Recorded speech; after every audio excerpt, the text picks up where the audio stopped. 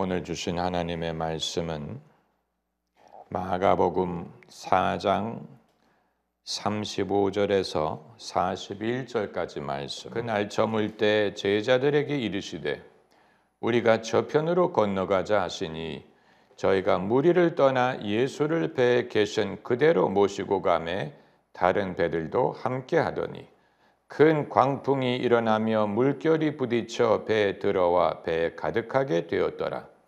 예수께서는 고물에서 베개를 베시고 주무시더니 제자들이 깨우며 가로되 선생님이여 우리의 죽게 된 것을 돌아보지 아니하시나이까 하니 예수께서 깨어 바람을 꾸짖으시며 바다더러 이르시되 잠잠하라 고요하라 하시니 바람이 그치고 아주 잔잔하여지더라. 이에 제자들에게 이르시되 어찌하여 이렇게 무서워하느냐 너희가 어찌 믿음이 없느냐 하시니 저희가 심히 두려워하여 서로 말하되 저희가 믿기에 바람과 바다라도 순종하는고 하였더라. 아멘. 이 구절을 제가 몇 번이나 인용하는지 알 수가 없습니다. 설교자들이 가장 즐겨 인용하는 성경 구절이 아마 이 마가복음 4장에 예수님이 제자들과 배 타고 건너가실 때 일어난 사건일 것이라고 생각이 됩니다. 설교자들이 이 성경 구절을 자주 인용할 수밖에 없는 이유는 우리의 인생과 우리의 신앙이 본문과 같을 때가 하도 많기 때문에 그런 것입니다. 인간이 믿음을 배우게 되는 장소는 강의실이 아니에요. 주님은 강의를 통해 우리의 신앙을 키우시지 않습니다. 또 우리가 우리의 신앙을 배우는 장소는 푸른 초장 쉴 만한 물가도 아닙니다.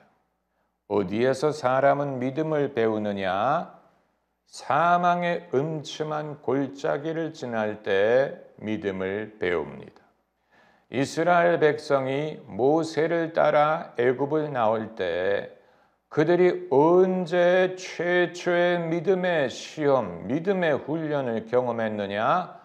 홍해 바다가 그들을 가로막고 있을 때 모세가 지팡이를 뜸에 홍해 가운데 이전에 없었던 길을 내셔서 길이 없는 것처럼 보이는 곳에서 하나님이 이스라엘 백성을 건지시는 것을 경험할 때 이들은 신앙은 어떤 학구적인 이론이 아니요, 어떤 철학이 아니요, 어떤 취미 생활로 할 수 있는 것이 아니요, 참으로 죽느냐 사느냐 하는 위태한 순간에 사람이 기대하지 못했던 방법으로 하나님이 일하시는 것을 경험함으로 거기에서 살아있는 믿음이 생기게 되는 것입니다.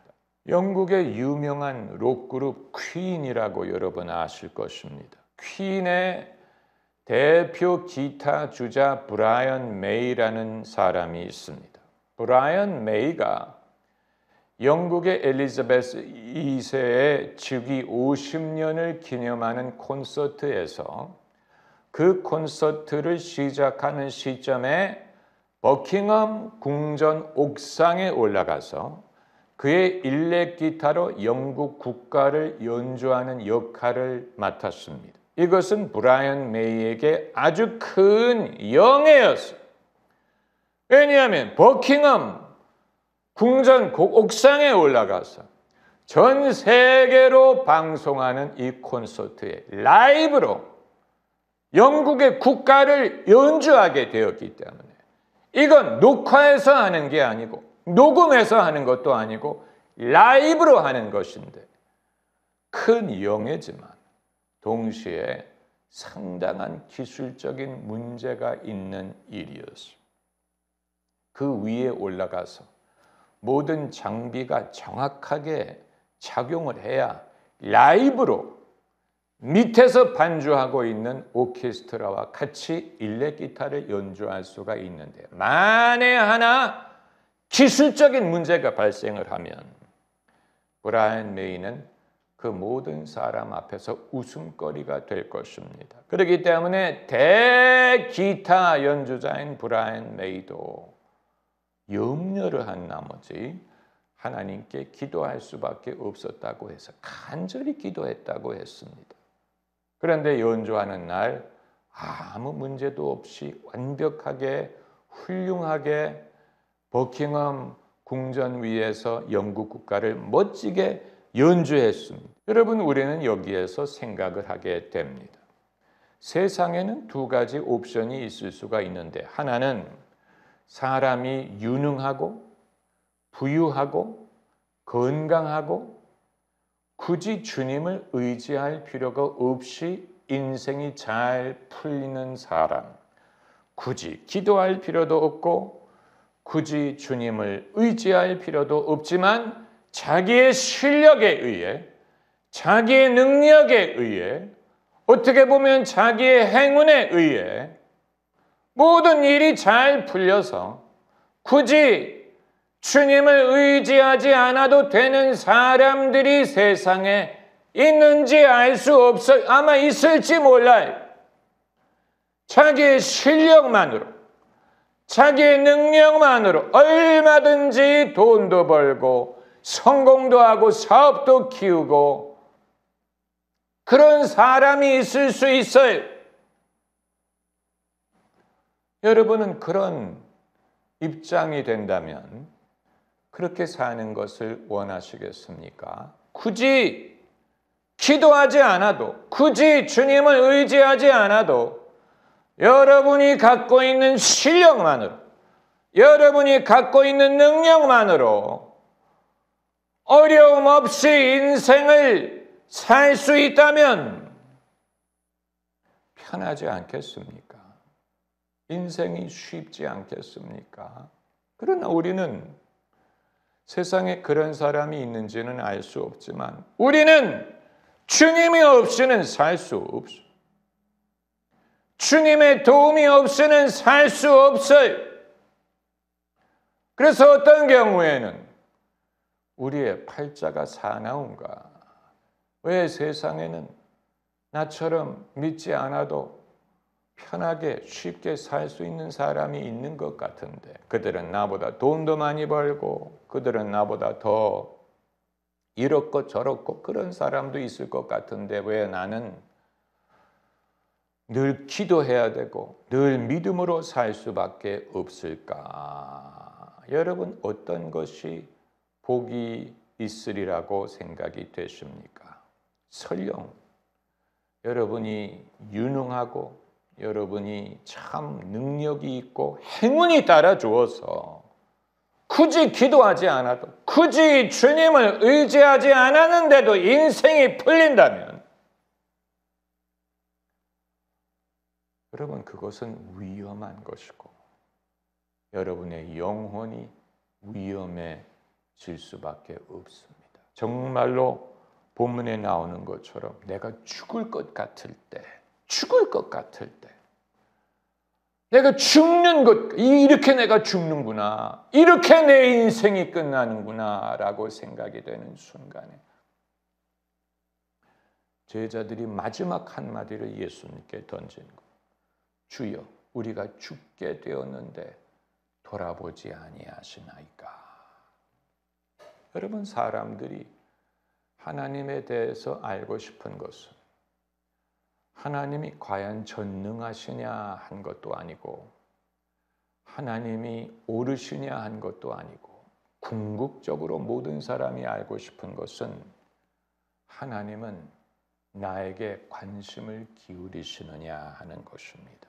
나에게 관심이 있으시냐, 그게 중요해요. 왜냐하면 아무리 하나님이 전능하시더라도 우리에게 전능하심을 쓰지 않는다면 도리가 없어요.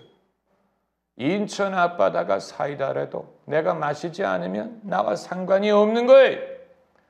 하나님의 전능하심, 천지를 지으신 전능하신 하나님을 내가 믿어요. 그러나 그 전능하심이 나와 무슨 상관이 있어요? 그 전능하심을 나를 위해 쓰시지 않는다면 그건 이론에 불과한 것입니다. 그리고 하나님이 옳으시냐 한 것도 우리에게는 오히려 부담으로 작용을 합니다. 왜? 우리는 옳지 않기 때문에. 하나님은 의로우시나 우리는 불의해.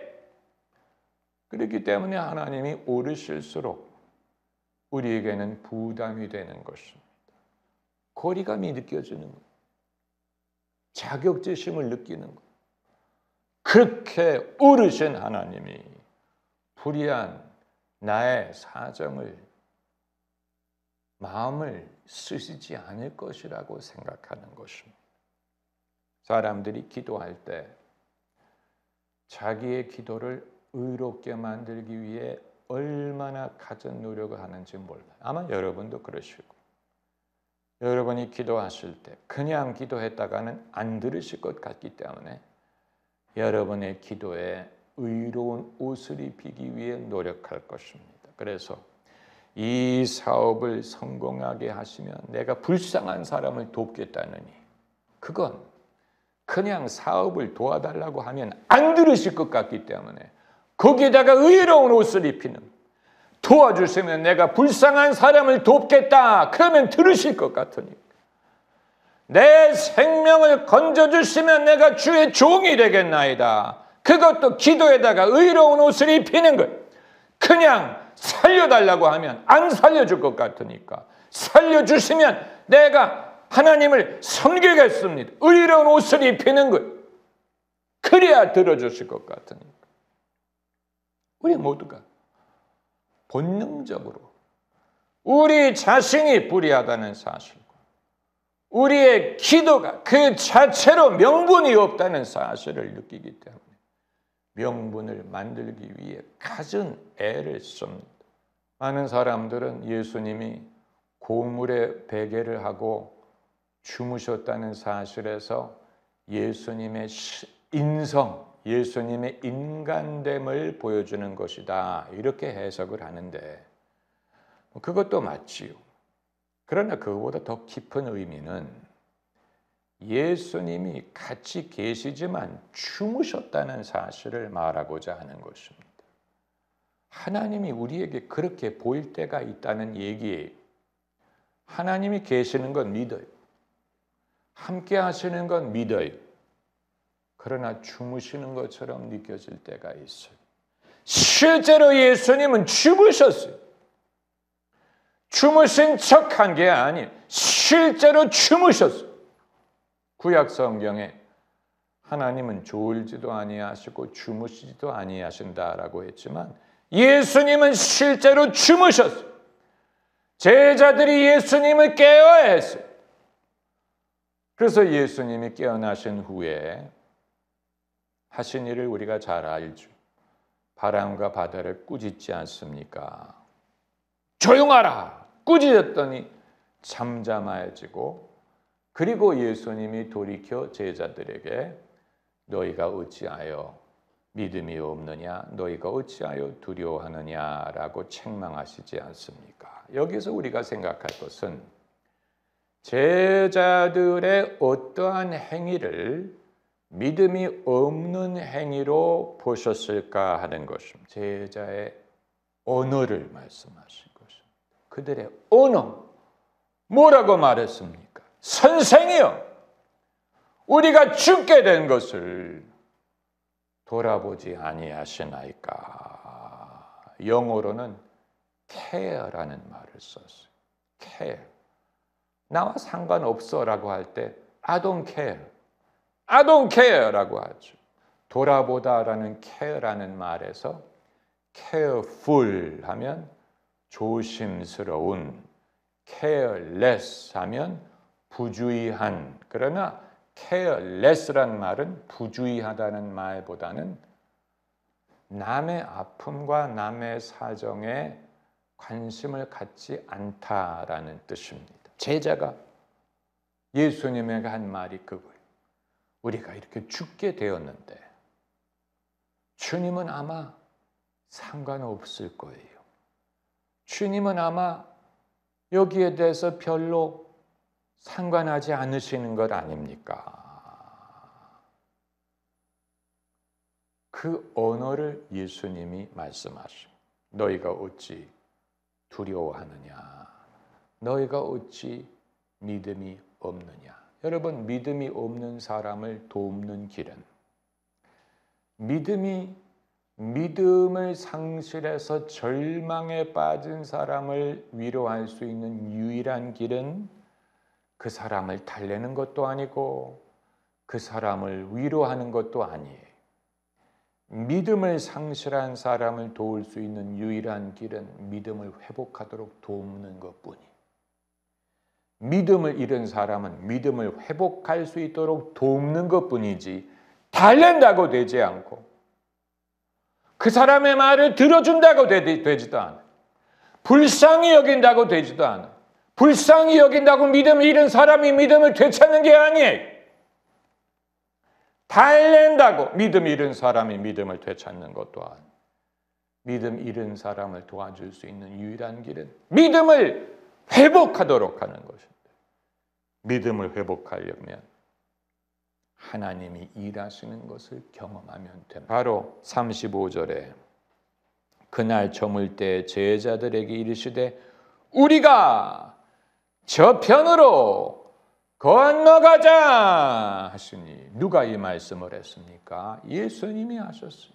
우리가 너와 내가 함께 저편으로 건너가자. Let's go. Let's go over to the other side. 예수님이 항해를 시작하신 것. 예수님이 시작하신 항해이기 때문에 도중에 이 항해가 풍랑으로 망하게 내버려 두실 리가 없어. 예수님이 시작하셨기 때문에 예수님이 마치실 줄을 믿어야 됩니다. 너희 안에 착한 일을 시작하신 이가 그리스도 예수 안에서 그리스도 예수의 날에 이루시리라. 시작하셨기 때문에 이루실 줄을 믿어야 됩니다. 그건 교회에 해당하는 말 아니에요. 그러나 나는 일개 개인인데 일개 개인의 삶도 주님이 시작하셨다는 뜻입니까? 시작하셨죠. 왜냐하면 내가 세상에 태어나고 싶어서 태어난 게 아니잖아요. 주님의 뜻에 의해서 태어난 것. 내가 선택해서 예수님 믿은 게 아니에요. 주님이 부르셔서 예수님을 믿게 되었죠. 우리의 믿음의 주요 온전케 하시는 주라고 했어요. 그 말은 믿음을 시작하신 분도 주님이고 완성하는 분도 주님이라는 뜻입니다. 할렐루야. 주님이 시작하신 것. 항해를 주님이 시작하신 거예요.